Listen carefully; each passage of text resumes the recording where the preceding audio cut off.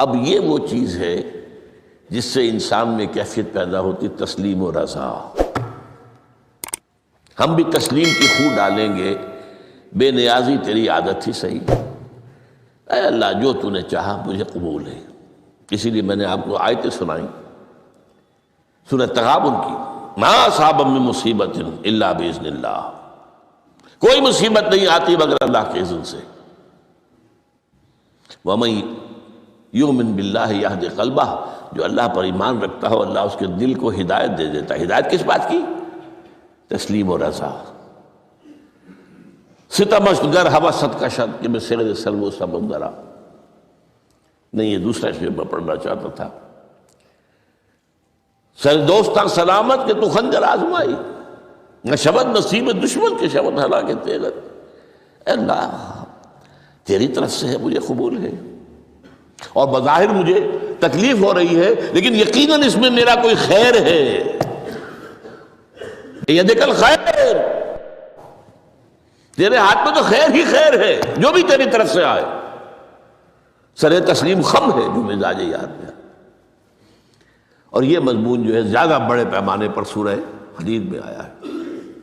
ما اصاب من مصیبت فی الارض ولا فی انفسکم الا فی کتاب من قبل ان نبرأہا، کوئی مصیبت نہیں آتی نہ تمہاری جانوں میں نہ زمین میں، زمین میں زلزلہ آ جانا، سیلاب آ جانا، کچھ اور زمین کا دھنس جانا، یا یہ ہے کہ تمہاری جانوں میں کوئی بخار ہو گیا، کوئی اور تکلیف ہو گئی، اچانک معلوم ہوا کہ صاحب جو کینسر ہے، اور کینسر بھی اب 3rd سٹیج کو پہنچ چکا ہے، لیکن جو بھی آیا ہے وہ اللہ کے علم قدیم کی کتاب میں پہلے سے لکھا ہوا ہے۔ فی کتاب من قبل ان نبرأہا، یہ ایک کتاب میں درج ہے اس سے پہلے کہ ہم اسے ظاہر کریں۔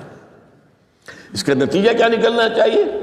لیکن لا تاسوا علی ما فاتکم ولا تفرحوا بما آتاکم، افسوس نہ کیا کرو جو تم سے جاتا رہے، چھوٹ جائے، کوئی عزیز فوت ہو گیا، کوئی موقع ہاتھ سے نکل گیا، ارے بھائی میں چوک گیا، بڑا موقع تھا، اب اس پر افسوس کر رہے ہیں۔ نہیں، جو چیز لیکن لا تاسوا علی ما فاتک ولا تفرحوا بما آتاک، جو اللہ تمہیں دے دے اس پر اتراؤ مت۔ وما اصابک لم یکن لیخطئک واعلم ان النصر مع الصبر، اور جان لو اللہ کی مدد صبر کے ساتھ آتی ہے، جو آئے اس کی طرف سے جھیلو۔ زبان پر کلمہ شکوہ اور شکایت نہ آئے، اللہ سے شکایت نہ آئے، تسلیم و رضا، جو تیری رضا ہے۔ تیری صحت ہمیں منظور ہے، لیکن اس کو مولانا محمد علی جوہر ایک مرتبہ جیل میں گئے، ایک بیٹی بیمار ہوئی، فوت ہو گئی، اس کے بعد دوسری مرتبہ پھر جیل میں گئے، دوسری بیٹی کو وہی بیماری ہوئی، جیل میں اطلاع ملی کہ بیٹی کو یہ بیماری ہو گئی ہے، تو خط لکھا اشعار کی شکل میں، اس کا آخری شعر یہ ہے، تیری صحت ہمیں منظور ہے لیکن اس کو نہیں منظور تو پھر ہم کو بھی منظور نہیں۔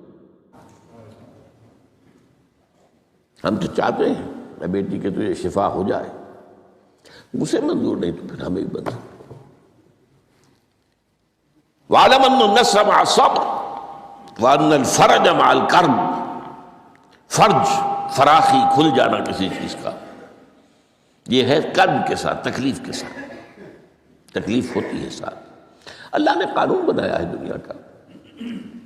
اب آپ اندازہ کیجئے بچے کی ولادت میں ماں کو کتنی تکلیف اٹھانی پڑتی ہے۔